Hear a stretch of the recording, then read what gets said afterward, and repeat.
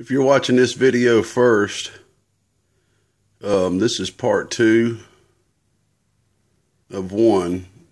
Go watch the first video, then this one. This is the first video out of doing videos so far that I've actually broke a video into 2 parts. I'm just so busy I don't have time to go through splitting everything. My phone died on me doing the first video, so I'm just going to do it this way for this one. This is part 2 of 1, and we're talking about the 1x2879 single 2879 base unit.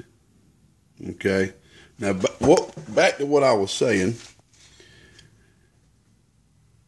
This will show you the quality craftsmanship of this particular amplifier, and I'm not saying that out of bragging. I mean, if you're an amp builder, you'll agree. Any capacitor having to do with the tuning of this amplifier is metal clad.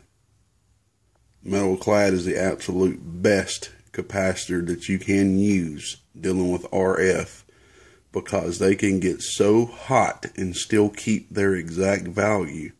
And also, over time they don't lose their value due to hot and cooling as quick as silver dip micas do.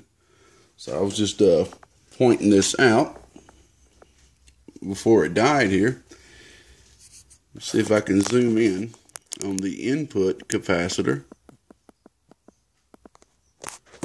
which is right here. As you can see, that is a metal clad. The output capacitor, excuse me, not output, the capacitor on the, let me zoom back out, on the transformer, the 1000 picofarad, as you can see right there. Kind of a little stylist Texas Star puts theirs on theirs as. Okay. The output capacitor. Let's see if I can zoom in on this.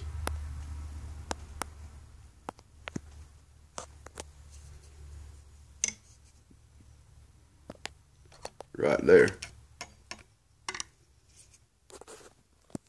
Might even be able to zoom in on that jugger. Y'all could even see the value of it.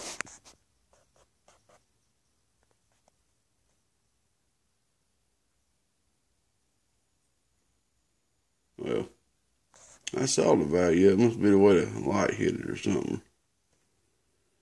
That is a metal clad. Okay. One more. This one's a little harder to see because it's smaller. It doesn't need to be as big. This is a cap that gets the less heat on the actual peel strip, as they call them. See it?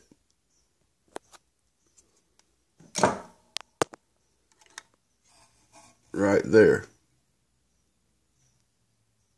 Where am I at? There we go. Right here. The little 120 picofarad metal clad. I'm gonna see about getting some of these metal clads more in bulk, because I'm in this thing for the long haul, man, the long run. I would love to see, these amplifiers still working, 10, 20 years down the road. Because a lot of times amplifiers will be ran so hard and so hot, on and off, on and off, on and off.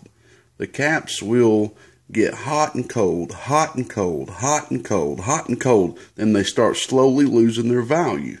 What happens when they lose their value? Then the box becomes out of tune. What happens when the box becomes out of tune slowly? Reflect comes into the picture. What happens when reflect comes in the picture? Heat. What happens with heat? Boom. Peels frying and stuff.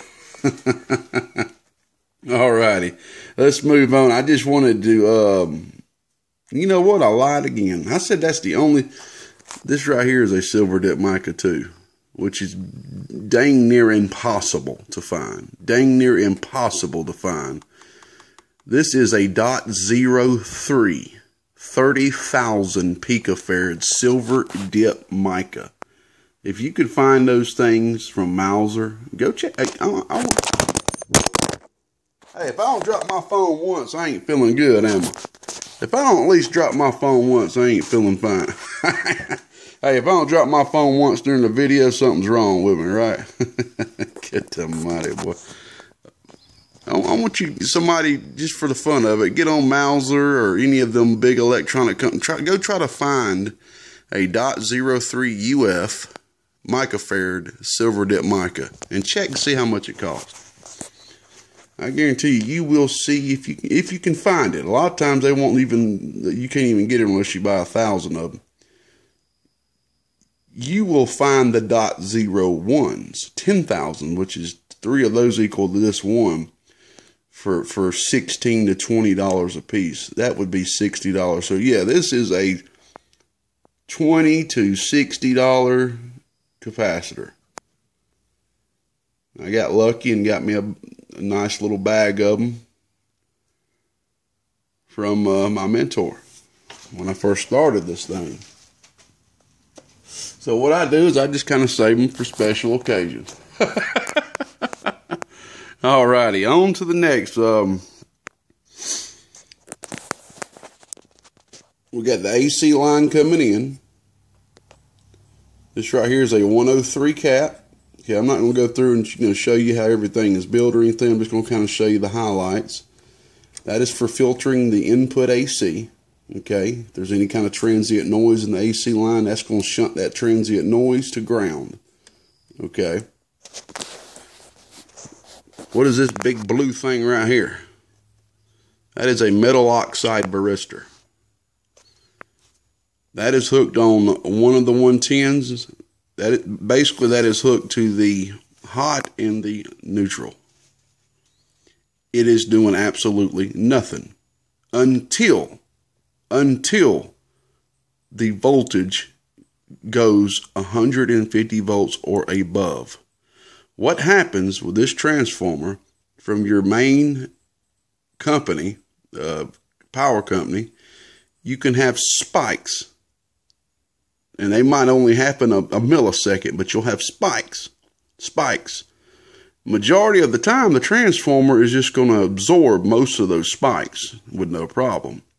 But over a period of time, those spikes can begin to break down this transformer, interwinding the whole flux conduct complex of it and everything, and can damage. And if you have a crazy issue happen and have a spike so big, something 9 times out of 10, this fuse going to go out first. Yes, it will. But this right here is going to absorb those spikes. Okay, so this transformer will never see those spikes with this in line. If this were to fail due to a big issue, it is going to take this fuse out if this fuse was not already taken out. All right, next thing.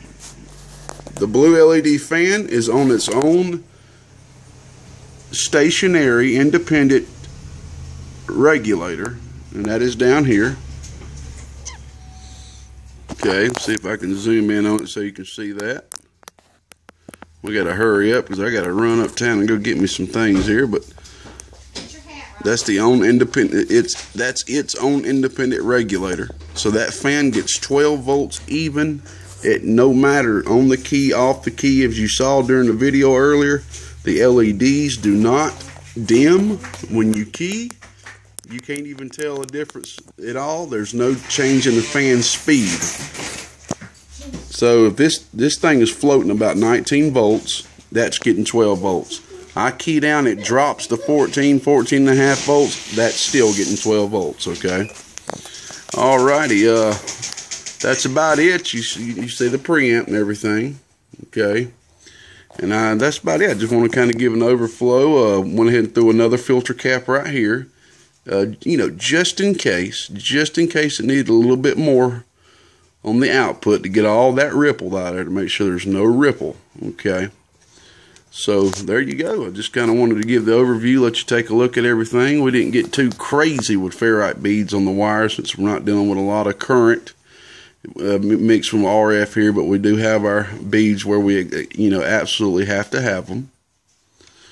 So there you go, man. We're going to tidy things up. I think I'm going to throw solder on these two spade connections down here. I always like to do that. Just when it's shipped, they can wiggle and become loose. And if they come loose, you ain't got no power. So we're going to do that. Put a little bleeder resistor across this cap right here. And get that LED down, man. And this thing's ready to rock and roll. I can probably produce this exact unit from the just figures estimated in my head for about $300 shipped to your door. $300 shipped to your door if I did it in my head correctly. Can't beat that. I think about the cheapest price you can find is a 2-transistor base for $500 with DEIs. So I'm talking about a Toshiba, brand new Toshiba base unit. The only other thing that I could have done that I did think about after is, you know, it doesn't have a voltmeter on there.